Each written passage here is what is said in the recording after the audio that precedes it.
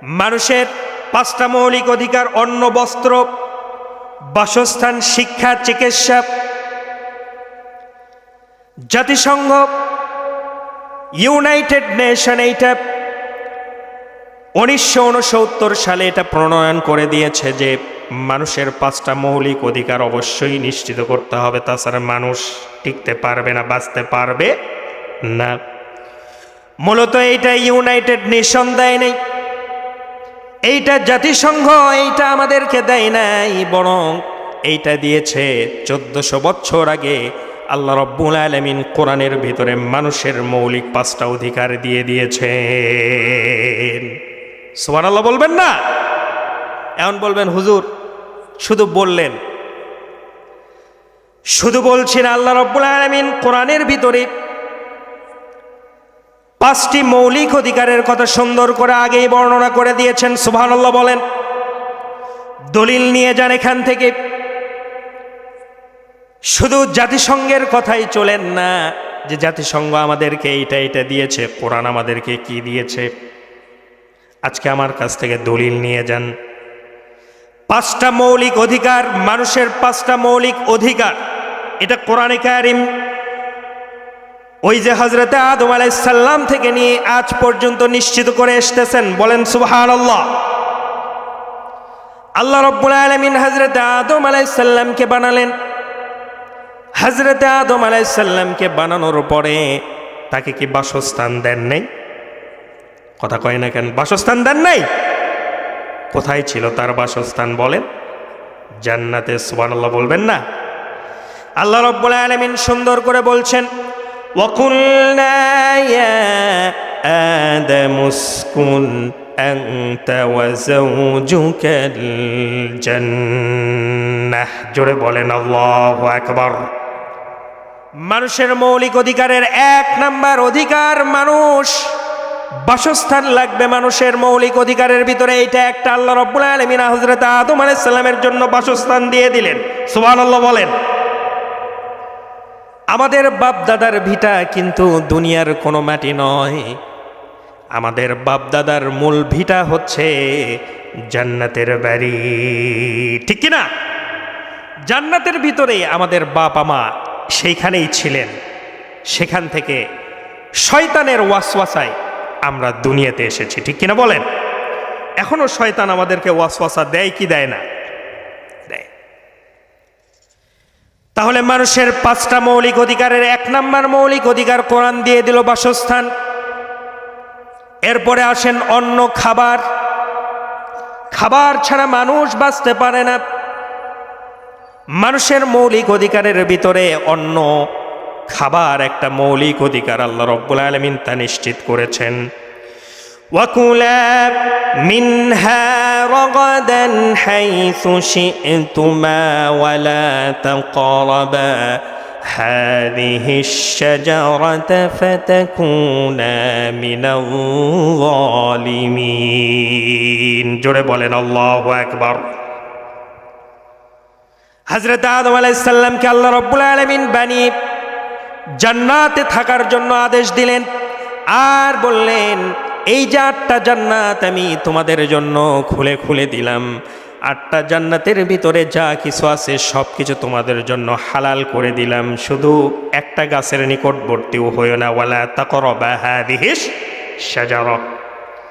তাহলে বোঝা গেল হযরত আদম আলাইহিস সালামকে আল্লাহ রাব্বুল আলামিন বানিয়ে অন্নও নিশ্চিত করেছিলেন। সুবহানাল্লাহ বলবেন না? কোরআন থাকতে মুসলমানের ধোঁকা খাওয়ার কোনো চান্স নাই। মানুষের মৌলিক অধিকারের 2টা মৌলিক অধিকার কোরআন নিশ্চিত করে দিয়েছে। 3 নাম্বার দলিলটা নিয়ে নেন, বস্ত্র। আসেন বস্ত্র দিয়েছিল কিনা। আল্লাহ রাব্বুল আলামিন বলেন, ইয়া বানি আদম قد أنزلنا عليكم لباسا يواري سوآتكم وريشا ولباس التقوى ذلك خير।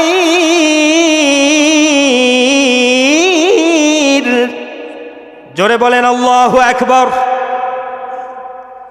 আল্লাহ রাব্বুল আলামিন হযরত আদম আলাইহিস সালামকে বনি আদমের জন্য লিবাসুত তাকওয়া দিয়েছেন। তাকওয়াদারি পোশাক আল্লাহ রাব্বুল আলামিন নিশ্চিত করেছেন।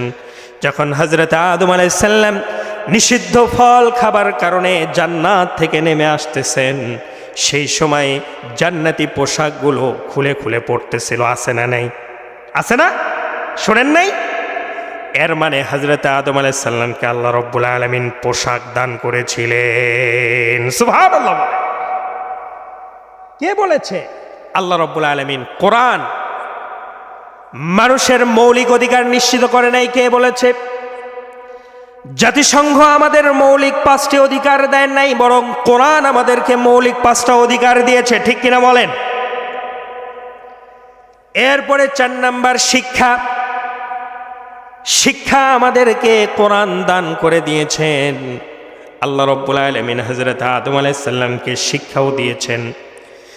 وعلم آدم الأسماء كلها ثم عرضهم على الملائكة فقال أنبئوني بأسماء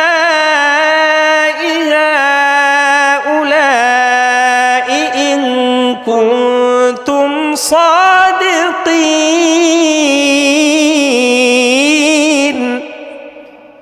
আরো জোরে বলেন আল্লাহু আকবার। হযরত আদম আলাইহিস সালামকে আল্লাহ রাব্বুল আলামিন পৃথিবীর সকল নামের শিক্ষা দিয়েছিলেন। পৃথিবীর কোনো বিজ্ঞানী কি সকল বিষয়ের নাম বলতে পারবে? কথা কন না কেন? পারবে? সকল বিষয়ের নাম আল্লাহ রাব্বুল আলামিন হযরত আদম আলাইহিস সালামকে শিক্ষা দিয়েছিলেন। মানে হযরত আদম আলাইহিস সালাম পৃথিবীর প্রথম মানব।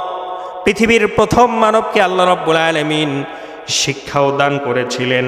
মানুষ বলে আদিম যুগের মানুষরা নাকি শিক্ষিত ছিল না। কে বলেছে? আদম থেকেই তো আদিম। অথচ পুরনো যুগে আদম আলাইহিস সালাম আদিম যুগের সর্বশ্রেষ্ঠ মানুষ যিনি ছিলেন হযরত আদম আলাইহিস সালাম, তিনি সবচাইতে বড় শিক্ষিত মানুষ ছিলেন। বলেন সুবহানাল্লাহ। 4টা জিনিস চলে গেল। এরপরে আসেন চিকিৎসা। চিকিৎসাটা আল্লাহ রাব্বুল আলামিন আমাদের জন্য নিশ্চিত করে দিয়েছেন। আল্লাহ রাব্বুল আলামিন বলেন, ইয়া আইয়ুহান নাসু কুলু মিম্মা ফিল আরদি হালালান তাইয়্যিবা। জোরে বলেন আল্লাহু আকবার। হালাল যদি কেউ খায়, পবিত্র খাবার যদি কেউ খায়, চিকিৎসার দরকার নাই, তার বডিতে কোনো অসুখই হবে না। সুবহানাল্লাহ বলেন। হারাম যারা খায় তাদের বডির ভিতরেই বেশি রোগ ঢুকে যায়। ঠিক কিনা বলেন? এই জন্য আল্লাহ পাক বলছেন হালালান তাইয়্যিবা, পবিত্র খাবার, হালাল খাবার যদি তোমরা ভক্ষণ করো তাহলে তোমাদের চিকিৎসা হয়ে যাবে।